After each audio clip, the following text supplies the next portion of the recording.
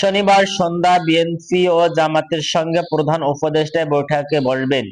শনিবার 24শে মে বিএনপি ও জামাত ইসলামের সাথে বৈঠকে বসবেন প্রধান উপদেষ্টা ডক্টর মোহাম্মদ ইউনূস। শুক্রবার 23শে মে দল দুটি পৃথকভাবে এই তথ্য নিশ্চিত করেছেন। বিশেষ সূত্রে জানা যায়, শনিবার সন্ধ্যা 7 ঘটিকার সময় জামাত ইসলামে এবং 8টায় বিএনপির সাথে বৈঠকে বসবেন প্রধান উপদেষ্টা ডক্টর মোহাম্মদ ইউনূস। উল্লেখ, গত কয়েকদিন ধরে রাজনৈতিক চরম অনিশ্চয়তা চলছে। এর পরিপ্রেক্ষিতে প্রধান উপদেষ্টার পদত্যাগ চাই বলে গত কয়েকদিন খবর বেরিয়ে এসেছেন। তবে আজ শুক্রবার প্রধান উপদেষ্টার বিশেষ সহকারী ফয়জুল আহমেদ তয়েব জানিয়েছে, প্রধান উপদেষ্টা পদত্যাগ করছেন না।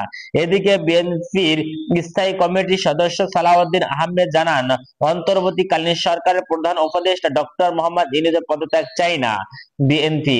তবে তিনি থাকতে চান না, চাইলে বিকল্প বেছে নিতে জনগণ অন্যদিকে যাবে।